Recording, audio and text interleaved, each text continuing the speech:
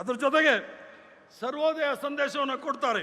ನಿಮ್ಮನ್ನು ನೀವು ಕಂಡುಕೊಳ್ಳುವ ಅತ್ಯುತ್ತಮ ಮಾರ್ಗವೆಂದರೆ ಇತರರ ಸೇವೆಯನ್ನು ನಿಮ್ಮನ್ನು ನೀವು ಅರ್ಪಿಸ್ಕೊಳ್ತಕ್ಕಂಥದ್ದು. ಇದು ಕಾಂಗ್ರೆಸ್ ಪಕ್ಷದ ಸಿದ್ಧಾಂತ ಅನ್ನೋದನ್ನು ನಮ್ಮ ಖರ್ಗೆ ಸಾಹೇಬರು ಹೇಳಿದ್ರು. ಕಾಂಗ್ರೆಸ್ ಪಕ್ಷದ ಕಾರ್ಯಕರ್ತರು ಸಿದ್ಧಾಂತದ ಬಗ್ಗೆ ಹೆಚ್ಚಿನ ಒತ್ತನ್ನು ಕೊಡಬೇಕು ಅಂತ ಹೇಳಿ. ಮಹಾತ್ಮ ಗಾಂಧಿ ಅವರು ಹೇಳಿದಂತೆ ನಮ್ಮ ಪ್ರತಿಯೊಂದು ನಿರ್ಧಾರವು ಸಮಾಜದ ಕೊನೆಯ ಸಾಲಿನಲ್ಲಿ ನಿಂತಿರುವ ಅತ್ಯಂತ ಬಡ ಮತ್ತು ದುರ್ಬಲ ವ್ಯಕ್ತಿಯ ಹಿತಾಸಕ್ತಿಯನ್ನು ಗಮನದಲ್ಲಿಟ್ಕೊಂಡಿರಬೇಕು. ಅದೇ ಕಾಂಗ್ರೆಸ್ ಪಕ್ಷದ ತತ್ವ, ಅದೇ ನಮ್ಮ ರಾಜಕೀಯ ಧ್ಯೇಯ. ಇದನ್ನು ಯಾಕೆ ಹೇಳ್ತಾ ಇದ್ದೀನಿ ಅಂತ ಹೇಳಿದ್ರೆ, ನಾವು ಸಹ ಕಾಂಗ್ರೆಸ್ ಪಕ್ಷದ ಇತಿಹಾಸವನ್ನು ಎಲ್ಲೋ ಮರಿತಾ ಇರೋಂಗೆ ಕಾಣುತ್ತೆ.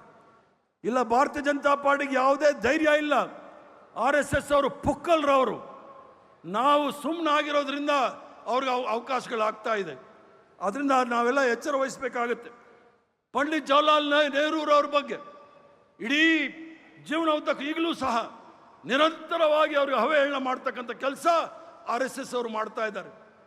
ಆದರೆ ಅವರು ನೆಹರು ಅವರಿಗೆ ಯಾವುದೇ ರೀತಿಯ ಹತ್ತಿರಕ್ಕೆ ಬರೋಕ್ಕಾಗೋದಿಲ್ಲ.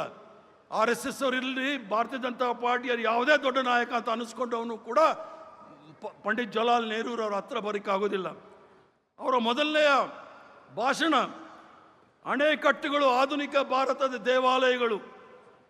ಈ ಮಾತಿನ ಮೂಲಕ ನೆಹರು ಅವರು ವಿಜ್ಞಾನ, ತಂತ್ರಜ್ಞಾನ, ಕೈಗಾರೀಕರಣ ಮತ್ತು ಮೂಲ ಸೌಕರ್ಯಗಳ ಮೂಲಕ ರಾಷ್ಟ್ರ ನಿರ್ಮಾಣದ ತಮ್ಮ ದೃಷ್ಟಿಯನ್ನು ವ್ಯಕ್ತಪಡಿಸಿದರು. ಅದರ ಜೊತೆಗೆ ಹೇಳ್ತಾರೆ, it is science alone that can solve the problems of hunger and poverty, of insanitation and illiteracy. ಅದರರ್ಥ ಹಸಿವು, ಬಡತನ, ಅನಾರೋಗ್ಯಕರ ಪರಿಸ್ಥಿತಿ ಮತ್ತು ನಮ್ಮ ನಿರಕ್ಷತೆ ಸಮಸ್ಯೆಗಳನ್ನು ಪರಿಹರಿಸುವುದ ಶಕ್ತಿ ಇರ್ತಕ್ಕಂಥದ್ದು ಕೇವಲ ವಿಜ್ಞಾನಕ್ಕೆ ಮಾತ್ರ ಅಂಥೇಳಿ. ಅದನ್ನೇ ನಾನು ಕುವೆಂಪುರವರ ಕವನವನ್ನು ನಿಮ್ಗೆ ಹೇಳಿದ್ದು. ಅದಕ್ಕೋಸ್ಕರ ಪಂಡಿತ್ ಜವಾಹರ್ಲಾಲ್ ನೆಹರೂರವರು ಅಣೆಕಟ್ಟುಗಳು ಆಧುನಿಕ ಭಾರತದ ದೇವಾಲಯಗಳು ಅಂತ ಹೇಳಿದರು.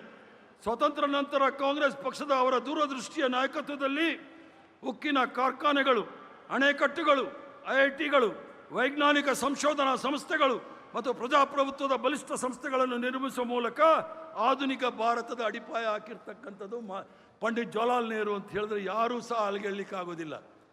ಅವರು ಸತ್ತಾಗ ನ್ಯೂಯಾರ್ಕ್ ಟೈಮ್ಸಲ್ಲಿ, ಅಮೆರಿಕಾದ ಪತ್ರಿಕೆಯಲ್ಲಿ ಹೆಡ್ಲೈನ್ಸಲ್ಲಿ Pandit Jawaharlal Nehru the architect of modern India is no more ಅಂತ ಹೇಳಿ.